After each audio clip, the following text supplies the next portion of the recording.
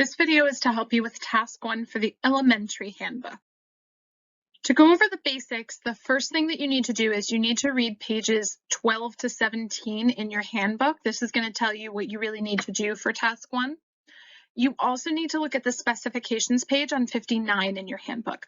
This is the chart that will tell you all about the different files you need for task 1, what format they need to be in, how they need to be labeled, etc. The third thing you need to do is you need to print and look at the exemplar that's provided as a model on your Blackboard course. So there should be a model that is a previous student's TPA submission for you to have as an example. And for task 1, there are going to be 5 parts. So part A is your context for learning. This tells the reviewers all about your school, your particular classes, and what requirements you have in your school for how you teach. Part B is going to be the lesson plans that you create. This is going to be a set of 3 to 5 lesson plans that all go together and build on one another. Part C is going to be your instructional materials. This is whatever materials you use to teach, you are going to include. Part D is your assessments that you're going to give during your lessons that you planned for this. And part E is going to be the planning commentary. This is the biggest component of this, and it is 9 pages of writing. So make sure you plan accordingly with your time to set aside a good chunk to write this. This is actually going to be you reflecting on your teaching and arguing for why you made the choices that you did. And finally, there are 5 rubrics, and this is what the EdTPA reviewers use to grade you on task 1. So you want to look at those on page 18 to 22 in the handbook. Remember that a level 3 is passing, a level 2 is not passing. So you want to make sure that all of your work is a level 3 or higher. Part A of task 1 is going to be your context for learning information. For this, you're going to have to select one class that you teach that you're going to use for your EdTPA portfolio. It needs to be at least 4 students. That is the minimum requirement set by EdTPA. You have to complete the context for learning. Again, this is what gives all of the background about your school and about what you teach and how you teach. The template is provided under task 1 in Blackboard, so you need to write in that template. This form also provides all of the information that you need about your school and classroom, and you should submit it with no more and no less than 4 pages. You have to include the prompts. Do not delete the directions, and make sure you're using this form, but it should be 4 pages. And the information here is relative to the class that you choose. So you're not just going to be general to your school or to all of your classes, but specific to the classes that you're using for EdTPA. For part B, you are going to be required to write a set of 3 to 5 lesson plans. So we'll take this in a few steps. For step 1, the first thing that you have to do is you have to identify a learning segment or a set of plans to plan, teach, and analyze. This is going to be the same set of lessons that you plan in task 1, that you teach in task 2, and then you're going to analyze in task 3. And this is going to consist of 3 to 5 consecutive lesson plans that build on each other in some way. So they need to be back to back, and they need to build on each other in some way. And we'll go over that in the next step. The second step in creating your lesson plans is to identify a central focus. Your central focus is what is the same about what you're teaching across all 3 lessons. So to create your central focus, you need to align that with your standards and your objectives. So the first step is to look at your standards. In this case, that will be the ELA standards for your grade that you're teaching. Remember, this is not the anchor standards, so make sure you're not looking at those. And your central focus needs to include 2 different things. It needs to include a literacy strategy for comprehending the text. This includes things like summarizing a story, or it can be composing text, right? This is the writing using evidence to support an argument. And you also need to have students working on a skill, a literacy skill. And the difference is that skills are things like decoding, recalling, sequencing, writing conventions, writing paragraphs.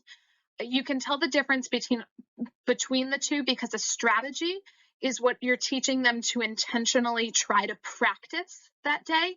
a skill is something that we want students to be able to do automatically, right? We don't want students to focus on decoding. We want them to be able to automatically decode so that they can understand a text. So you need to show that students are doing both in your lesson. Your third step is going to be creating your standard, objective, and assessment for your lesson plans. Keep in mind that all of your lessons should start from the standard. The standard is what New Jersey requires you to teach, and it is what you need to look at to figure out what your kids need to learn, what your students need to learn. And then from that, you're going to create your objective. This is what you want students to be able to learn and what they're going to show you by the end of this lesson. So every objective needs to have three things to it, three parts. First is how will students show that they are practicing that skill, right? How are they going to actually show you that they can do this? The second part is going to be what criteria they need to show you to be successful, to show that they've really learned this and not that they need help. The third thing is going to be when during class are they going to show this and do this. So you need to have all three of those parts in your objective. And then finally, you're going to create your assessments from that. And your assessments have to match your objective and your standard. This needs to be the same thing. Whatever you're looking for them to learn and show by the end of the lesson, that needs to be in the assessment. So the assessment is usually during guided practice or independent practice. And this is when students will do this. You will then get the assessment, right? Either it will be oral or written, but you will then assess how they did, grade it, and give feedback to students. The feedback is really important for task 3, so you want to keep that in mind. And your assessments should have a rubric, and this should align with whatever you need from them for your objective, and it should also align with your central focus. Those should all be the same thing. Step 4 is make sure you are using the provided template for your lesson plans that is on your Blackboard course. Each lesson plan can be absolutely no more than 4 pages, so that at the end you'll have a total of 12 pages for 3 lessons. Obviously it would be more than that if you have 4 or 5 lessons, but it can be no more than 4 pages per lesson. And then step 5 is that you're going to receive one-on-one feedback from your instructor through Zoom. So be ready to arrange a Zoom meeting with your instructor to get feedback on your lessons after you've submitted them. For Part C, instructional materials, this is where you're going to select and submit key instructional materials, meaning the best of your instructional materials. You're not going to submit everything that you use during the lesson, just the best of what shows what you and your students will be doing. You only get 5 pages per lesson plan to attach instructional materials, and they need to be big enough to read. So you don't want to make just tiny little boxes. You can take screenshots, you can upload it directly if it's a Word document, that's fine. You have 15 total pages maximum, 5 pages per lesson plan. So you want to look at what you have that's best. This can include your handouts that you've created, any assignments that they're working on, slides, interactive whiteboard images. It can be things that you've created. It can also be things that you've gotten from other people, as long as you cite where you got that instruction material from. A few more things to remember for your instructional materials is that EdTPA reviewers cannot and will not click on links. So you need to show all of your materials. Even if it's online, you need to take screenshots of it. Do not include any links to things. Next, do not include the formal assessment, because this will be another part of your task 1 that you upload. That will be a separate file.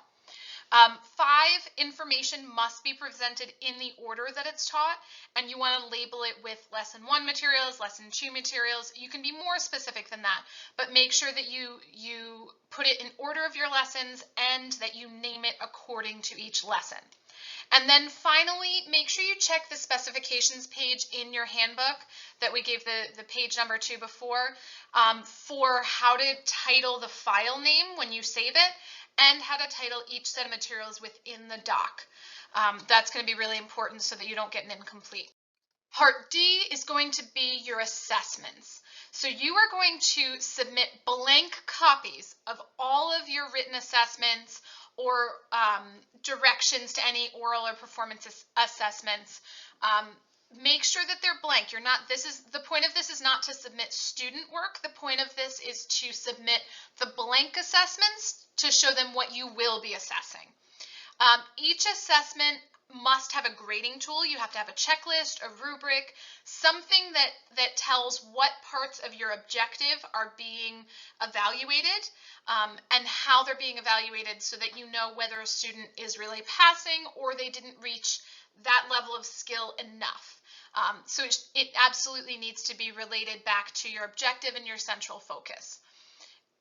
There should definitely be one modified rubric as well. This can be for struggling students, it can be for higher level students who need to be pushed farther, it can be for ELLs, for IEP students, any students with specific learning needs. It does not have to be an IEP student, but any students with specific learning needs, you're going to have either a modified assessment or a modified rubric to go with that. The other things you need to remember about assessments is your informal assessments must match your formal assessments in all of your lessons, right? Because the informal assessments are how you're checking all along during your lesson to make sure that students understand what they're doing and what they need to do before they do their formal assessment. So it needs to be the same task. Next, the assessments must be done in class. Homework is not appropriate for assessments ever. There is no homework for EdTPA. You cannot add homework. And lastly, just make sure you check your specification chart again to make sure that you know how to name the files and how to title each assessment within it so that they know which lesson it goes to. And then the last part of your task 1 is going to be your planning commentary. And this is going to be a lot of writing. So you want to make sure you set aside a lot of time to be able to work on this and to really be able to reflect on your lessons and on your assessments to explain why you're doing everything. For this, go back and reread pages 10 to 12 in your handbook, because that tells you exactly what you need in your commentary. The commentary must be 9 pages. 9 pages is the maximum, and if you don't do the maximum, then you probably really aren't writing enough to answer their questions. You have to write in the template. It shows you between the brackets, you have to write right there. And it does require citations, so all citations need to be at the end, and don't worry, they do not count towards your page count.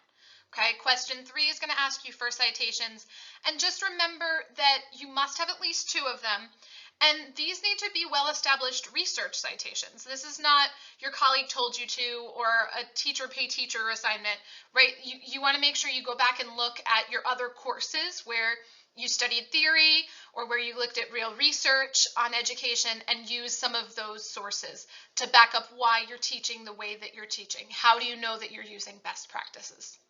And then when all of your parts to your task 1 are complete, you're going to go back and read the specification page again to make sure that you've met all the criteria. This one is really important because if you don't do this, and you don't match the specifications that they need, you can get an incomplete, which means your portfolio won't be scored and you'll be paying the $300 to submit all over again. So you want to make sure you follow the specifications page. You also want to look at each rubric against your work and make sure that you have at least a 3 on each. So to do this, you want to look at the rubric progression document because it tells you what exactly they're looking for in a level 3, which is the passing score for that rubric, versus a level 2, which is not passing. So you want to make sure that you look at those rubric progressions and really make sure you think that your portfolio is hitting those 3s, 4s, or 5s. And then finally, just make sure that you have everything on here. Make sure everything is complete. You can always come back and rewatch this video. So good luck.